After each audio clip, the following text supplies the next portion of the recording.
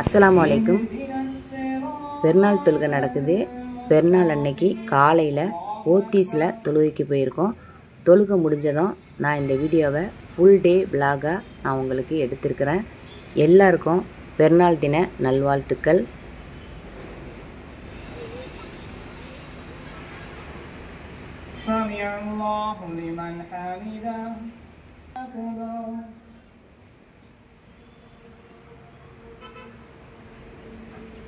இப்போ முதல் நாள் நைட்டு பெற தெரிஞ்சிருச்சு. அதனால் ஒரு 9 மணி அளவில் பரோட்டாவுக்கு மாவு பிணைஞ்சு வச்சாச்சு. இப்போ இந்த பரோட்டாவுக்கு தனியாக உங்களுக்கு கொஞ்சம் பெரிய உருண்டையாக போட்டு முர்த்தபாக்கு எடுத்து வச்சுருக்கிறேன். இப்போ இது ஜாலர் வீசுறதுக்காக நான் ஜாலருக்காக மாவு கரைச்சி எடுத்து வச்சுருக்கிறேன். ஃபுல் வீடியோவாக ஜாலரும் வட்டலப்பூவும் வீடியோ போடுறேன். கொத்து பரோட்டாக்கும் முர்த்தபாக்கும் நான் வெங்காயம் கேரட் இதெல்லாம் வதக்கி எடுத்து வச்சுருக்கிறேன். வெங்காயம் தக்காளி நான் கோழி ஆனத்துக்கு நான் கட் பண்ணி வச்சுருக்கிறேன். இப்போ வட்டலப்பம் நைட்டு ஒரு 11 மணி மாதிரி நான் வட்டலப்பத்தை ரெடி பண்ணி குக்கரில் வட்டலப்பத்தை வேக வச்சாச்சு. இப்போ மணி 11:30. கோழி ஆனத்துக்கு தாளித்து விட்டு எடுத்து வச்சிடலாம். காலையில் 3 மணி 4 மணி மாதிரி இதுக்கு தேங்காய் முந்திரி இதெல்லாம் கரைச்சி லாஸ்ட்டாக ஊற்றிக்குவோம். இப்போ இந்த கோழி 1.5 கிலோ உள்ளது. காலையில் டிஃபனுக்கு கொஞ்சம் பக்கத்தில் இருக்கிற பெரியவங்களுக்கெல்லாம் சேர்த்து கொடுக்கலாம் அப்படின்னு சேர்த்து தான் இப்போ நான் எல்லா டிஃபனுமே செய்கிறேன். எல்லா மசாலாவையும் போட்டுட்டு கொஞ்சம் தண்ணி ஊற்றி அதை ஒரு 2 விசில் வர்ற வரைக்கும் வேக வச்சு அப்படியே மூடி வச்சுருவேன். காலையில் மசாலாவும் தேங்காயும் கரைச்சி காலையில் ஊற்றிடலாம். இப்போ காலையில் மணி 3 மணி பிசைஞ்சு வச்சுருந்த பரோட்டா மாவு நல்லா உங்களுக்கு புளிச்சு வந்துருச்சு. வீசுறதுக்கு வசதியாக இருக்கும். இப்போ ஃபஸ்ட்டு முர்த்தபாக்கு தனியாக வீசி முர்த்தபா செஞ்சு எடுத்து வச்சிடலாம். இப்போ முர்த்தபாக்கு மட்டன் கொத்தி போட்டு தான் முர்த்தபா உள்ளடம் வச்சு இந்த முர்த்தபா செய்ய போகிறேன். நான் இதுக்கு முன்னாடி நிறைய வீடியோவில் பரோட்டா செய்கிறது எப்படிங்கிறதையும் நான் போட்டிருக்கிறேன். முர்த்தபா செஞ்ச வீடியோவையும் நான் போட்டிருக்கேன். இதுக்கு உள்ள வெங்காயம் கேரட்டு நம்ம கொத்துனை இறச்சி ஒரே ஒரு தக்காளி இஞ்சி பூண்டு மஞ்சள் தூள் மிளகாய்த்தூள் இதெல்லாம் சேர்த்து வதக்கி எடுத்து வச்சுருக்குன்னு இப்போ வீசின பரோட்டா மாவில் உள்ளே எடுத்து வச்சுட்டு இப்போ நம்ம இந்த மாதிரி 4 பக்கமும் மடக்கிடலாம். இப்போ ஒரு முட்டையை இந்த பிளேட்டில் இந்த மாதிரி நல்லா கலக்கி எடுத்துக்கலாம். இந்த முட்டைக்கு உப்பு சேர்க்கணுன்னு இல்லை. முர்த்தபாக்கு இந்த மாதிரி தான் ஒரு பாக்ஸ் மாதிரி நம்ம ஸ்கொயர் டைப்பில் ரெடி பண்ணி வச்சிருந்தேன். இப்போ இந்த முட்டையில் நல்லா இந்த மாதிரி 2 பக்கமும் நான் இதை டிப் பண்ணி எடுக்கிறேன். உங்களுக்கு இந்த மாதிரி செய்ய முடியலன்னா நீங்கள் தோசைக்கல்லில் போட்ட பிறகு மேலே நீங்கள் முட்டையை இந்த மாதிரி தொளிச்சு விட்டாலும் போதும். இப்போ நான் கம்மியான அளவில் 3 முர்த்தபா தான் செஞ்சுருக்கேன். அதனால் இன்னும் கொஞ்சம் டேஸ்ட்டாக வரும் அப்படிங்கிறதுனால இந்த மாதிரி செஞ்சுருக்கேன். இப்போ கொஞ்சம் வெந்தத்துக்கு பிறகு எண்ணெய் ஊற்றிக்கலாம். 30 நோம்பும் போனதே தெரியல. அந்த அளவுக்கு ரொம்ப ஃபாஸ்ட்டாக போயிடுச்சு. 30 நோம்பையும் எந்தவித குறையும் இல்லாமல் நோம்பு வச்சும் முடிச்சாச்சு. இப்போ பாருங்கள் முர்த்தபா ரெடி ஆயிடுச்சு. இப்போ பரோட்டாவுக்கு எல்லாத்தையும் வீசி எடுத்து வச்சிடலாம். நான் 2 கிலோ மாவு போட்டு பிசைஞ்சு பரோட்டா ரெடி பண்ணியிருக்கேன். நான் எல்லாருக்கும் கொடுக்கணும் அப்படிங்கிறதுனால 2 கிலோ மாவு போட்டிருக்கேன்.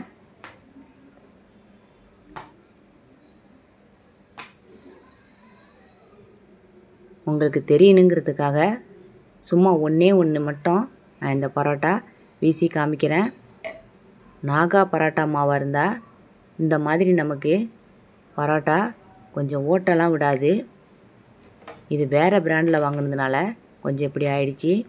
மற்றபடி ரொம்ப சாஃப்டாக இருந்துச்சு. இப்போ எல்லாத்தையும் பரோட்டாவை வீசி முடித்தாச்சு. இப்போ எல்லாத்தையும் சுட்டு எடுத்துடலாம். இப்போ காலையில் மணி 4:30 எல்லா பரோட்டாவையும் சுட்டு எடுத்துட்டேன். இப்போ கொத்து பரோட்டாக்காக மிக்சியில் ஒரு 10 பரோட்டாவை இந்த மாதிரி பல்ஸ் மோடில் ஒரு 2 தடவை சுற்றி எடுத்துருக்கிறேன். இப்போ கொத்து பரோட்டாவுக்கு நம்ம இந்த வெங்காயத்தையும் கேரட்டு இதெல்லாம் சூடு பண்ணிக்கலாம். ஏற்கனவே எண்ணெய் ஊற்றி இருக்கிறதுனால இப்போ நம்ம எண்ணெய்லாம் ஊற்ற வேண்டியல. இப்போ இந்த பரோட்டாவையும் இதில் போட்டுக்குவோம்.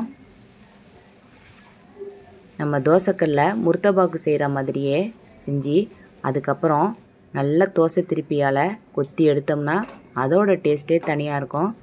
இப்போ இங்கே பக்கத்தில் பயங்கரமாக சவுண்டாக இருக்குங்கிறதுனால கொத்து பரோட்டா இந்த மாதிரி கொத்தில். இப்போ இதில் 2 முட்டையை நான் தனியாக ஒரு எண்ணெய் சட்டியில் கொத்தி இது கூட சேர்த்துருக்குறேன். இப்போ வாசனைக்காக மல்லித்தலை இது கூட சேர்த்துக்குவோம். லாஸ்ட்டாக சாப்பிட்றப்ப கொஞ்சமாக லெமனை கட் பண்ணி வச்சுட்டு இது மேலே லேசாக பிழிஞ்சு விட்டுக்கலாம். இப்போ மணி 5 மணி ஆயிடுச்சு. இடியாப்பத்தையும் சுட்டு முடிச்சிட்டேன். கடையில் வாங்கின சாதாரண பச்சரிசி மாவு தான். அதையும் இடியப்பம் எப்படி செய்கிறதுன்னு நான் வீடியோவில் போட்டிருக்கேன். இப்போ இடியாப்ப சோறுன்னு இடியாப்பத்தை வச்சு நாங்கள் எப்போதுமே இந்த மாதிரி செஞ்சுருவோம். நெய்யும் எண்ணெயும் கலந்து ஊற்றிட்டேன். வாசனைக்கு பெருஞ்சீரகத்தை கரகரப்பாக அரைச்சிட்டு அதையும் ஒரு ஸ்பூன் சேர்த்துருக்குறேன். முந்திரி திராட்சை இதெல்லாம் சேர்க்குன்னு. இடியாப்ப சோறுக்கு முக்கியமாக முந்திரி திராட்சை பெருஞ்சீரகம் இதெல்லாம் சேர்ப்போம்.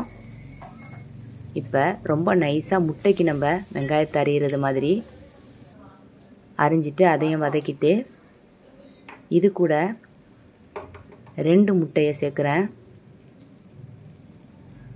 இடியாப்ப சோறு கொஞ்சம் கம்மியான அளவில் தான் செய்கிறேன். காலையில் இடியாப்பம் செய்கிறதும் கொஞ்சம் கஷ்டமாக இருக்கும். அதனால் அந்த அளவுக்கு இடியாப்பம் ஜாஸ்தியாக செய்யலை. இப்போ நம்ம உதிரியாக உளுத்து வச்சுருக்கிற இடியாப்பத்தை இது கூட சேர்த்துக்குவோம். அந்த இடியாப்பத்தில் கொஞ்சமாக தேங்காய் பால் புழிஞ்சு ஊற்றி இந்த மாதிரி உதிரியாக நூடுல்ஸ் மாதிரி எடுத்து வச்சுக்குவோம். இப்போ கட்டி இல்லாமல் நல்லா இந்த மாதிரி உதிரியாக வர்ற அளவுக்கு செஞ்சு எடுத்தாச்சு. காலையில் இடியாப்ப சோறு, கோழியானம், இறைச்சானம், வட்டலப்பம், முர்த்தபா, ஜாலரு, பரோட்டா எல்லாமே செஞ்சு முடித்தாச்சு. காலையில் சாப்பாடு ரொம்ப சிறப்பாக போயிடுச்சு. இப்போ மதியத்துக்கு பிரியாணி கடையில் ஆர்டர் பண்ணிட்டோம். ஏன்னா 3 மணி மாதிரி நாங்கள் ஊருக்கு போகிறோம் அம்மாவை பார்க்குறதுக்கு. அதனால் ரொம்ப ஜாஸ்தி வேலையாக இருக்கும். இங்கே பக்கத்துலலாம் பிரியாணி கொடுக்குன்னு. அதனால் சிக்கன் பிரியாணி 8 பேர் சாப்பிட்ற அளவுக்கு ஆர்டர் பண்ணியிருந்தோம். ஆனால் ஜாஸ்தியாக தான் இருந்துச்சு. 1400 ரூபா சிக்கன் பிரியாணி. இப்போ இது கூட என்னென்ன சைட் டிஷ் கொடுத்துருக்குறாங்க அப்படிங்கிறதையும் பார்க்கலாம். இப்போ ஸ்வீட்டுக்கு பிரெட் அல்வா கொடுத்துருக்குறாங்க. பிரெட் அல்வா செம்ம டேஸ்ட்டாக இருந்துச்சு. சிக்கன் 65 கொடுத்துருந்தாங்க. 2 பார்சலாக கட்டி கொடுத்துருந்தாங்க. பிரியாணியில் 16லேருந்து 20 பீஸ் வரைக்கும் கோழி இருந்துச்சு உங்களுக்கு. இப்போ கத்திரிக்காய் பச்சடி, நல்ல டேஸ்ட்டாக கத்திரிக்காய் பச்சடி வச்சுருந்தாங்க. 1400 ரூபாய்க்கு பிரியாணி வாங்கினாலும் நல்ல நிறைவாக இருந்துச்சு. ரைத்தா அவ்வளோதான். காலையில் எல்லா மாதிரி டிஃபனும் செஞ்சதுனால மதியம் அந்த அளவுக்கு சாப்பிட முடியல, சீக்கிரமாக சாப்பிட்ணும் அப்படிங்கிறதுனால. இப்போ ட்ரெயினில் ஊருக்கு கிளம்பியாச்சு. சூரியன் மறையின நேரம் பார்க்குறதுக்கே அவ்வளோ அழகாக இருக்குது.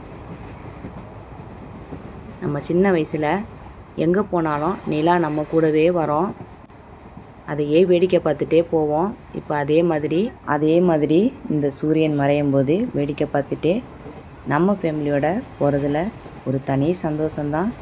அதுவும் நம்மளோட ஃபேமிலியோட நம்ம போகும்போது இன்னும் நமக்கு கூடுதலாக சந்தோஷமாக இருக்கும். இந்த வீடியோ உங்களுக்கு பிடிச்சிருக்கோன்னு நினைக்கிறேன். பிடிச்சிருந்துச்சுனாக்கா மறக்காமல் இந்த வீடியோவுக்கு ஒரு லைக் போட்டுருங்க. அடுத்த வீடியோவில் பார்க்கலாம், சரியா?